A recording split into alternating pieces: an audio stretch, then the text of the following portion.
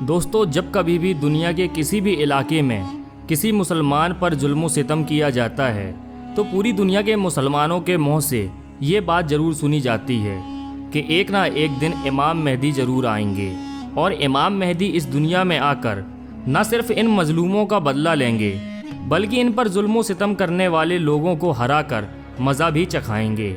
اس کے علاوہ آپ لوگ وقت وقت پر امام مہدی کا نام سنتے ہی رہتے ہوں گے، کیونکہ اس سے ریلیٹڈ نہ صرف یوٹیوب پر بہت ساری ویڈیوز موجود ہیں بلکہ فیس بک پر بھی اس سے جڑی ہوئی بہت ساری پوسٹ آپ آسانی کے ساتھ پڑھ سکتے ہیں۔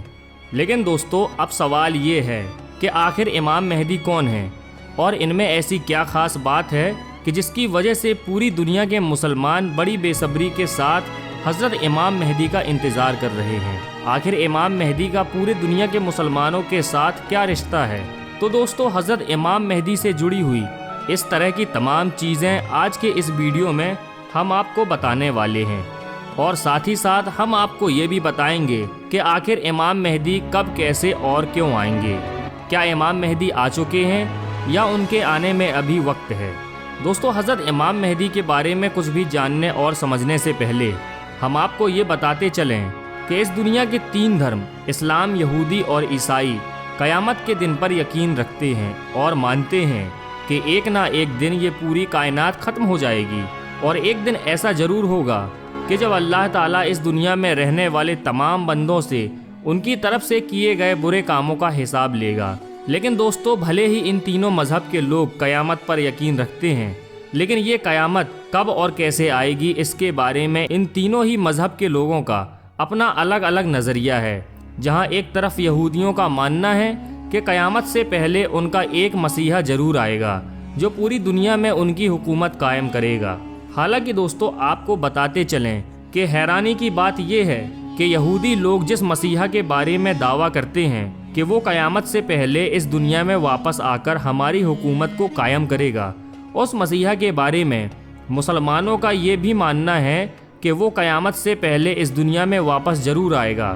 لیکن مسلمان اس کو ایک مسیحا کی طرح نہیں بلکہ ایک دشمن کی طرح دیکھتے ہیں، اور مسلمانوں کا یہ ماننا ہے کہ یہودیوں کا آنے والا مسیحا کوئی مسیحا نہیں بلکہ وہی ہوگا جس کو اسلام میں دجال کا نام دیا گیا ہے۔ وہیں دوسری طرف عیسائیوں کا قیامت کے بارے میں یہ ماننا ہے کہ قیامت آنے سے پہلے اس دنیا میں حضرت عیسیٰ علیہ السلام واپس ضرور آئیں گے۔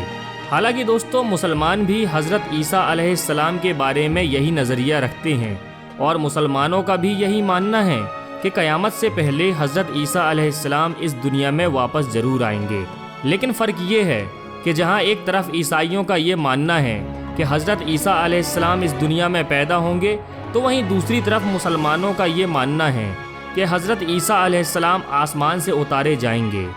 حضرت عیسیٰ علیہ السلام کا اس دنیا میں واپس آنے کے ساتھ ساتھ اور بھی بہت ساری چیزوں کے بارے میں مسلمانوں کی مقدس کتابوں میں قیامت کی نشانی کے طور پر ذکر کی گئی ہے۔ قیامت کی ان نشانیوں میں سے ایک بڑی نشانی حضرت امام مہدی کا پیدا ہونا ہے۔ یعنی مسلمانوں کا یہ ماننا ہے کہ جب اس دنیا کا آخری وقت چل رہا ہوگا اور دنیا میں گناہ بہت زیادہ بڑھ جائیں گے، یعنی ناانصافی، قتل، چوری، ڈکیتی، یہ ساری چیزیں بالکل عام ہو چکی ہوں گی، تو حضرت امام مہدی پیدا ہو کر اس دنیا کو ایک بار پھر سے ان سارے گناہوں سے پاک کر دیں گے۔ نہ صرف پوری دنیا سے ظلم و ستم اور ناانصافی کو ختم کریں گے بلکہ ایک ایسی مسلم سلطنت بھی قائم کریں گے جس میں ہر انسان کے لیے امن و سکون ہوگا۔ حضرت امام مہدی کی پیدائش مدینہ شہر میں ہوگی، اور ان کا نام یا تو محمد یا پھر احمد ہوگا۔ حضرت امام مہدی کے والد کا نام عبداللہ اور ماں کا نام آمنہ ہوگا۔ وہیں اگر بات کریں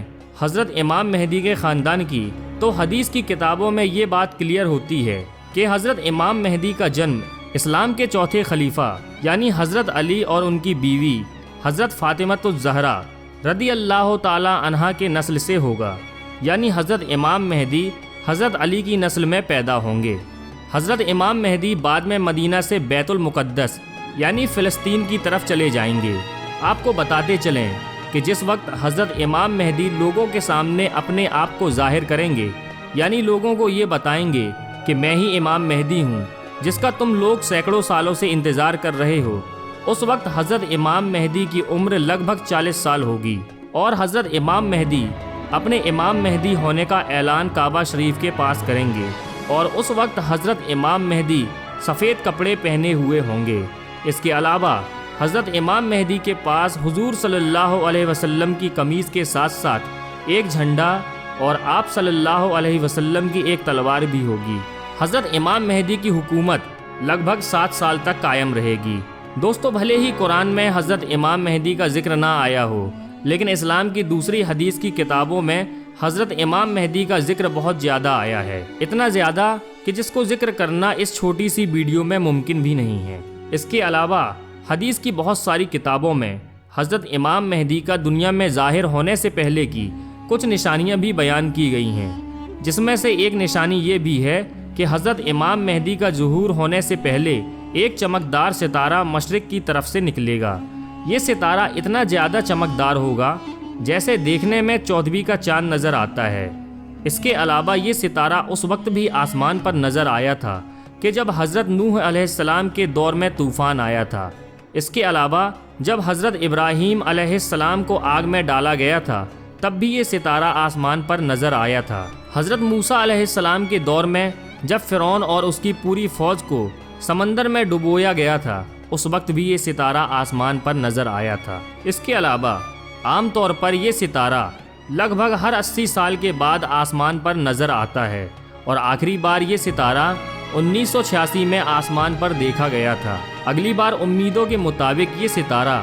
2060 سے لے کر 2070 کے بیچ نظر آئے گا۔ اس کے علاوہ امام مہدی کے ظاہر ہونے کی ایک نشانی یہ بھی ہے کہ سارے حاجی بنا امام کے حج کریں گے، اور ایسی حالت میں ان سبھی لوگوں کو لوٹ لیا جائے گا۔ منع کے مقام پر جنگ بھی ہوگی، جس کی وجہ سے لوگوں کا خون ٹانگوں تک پہنچ جائے گا۔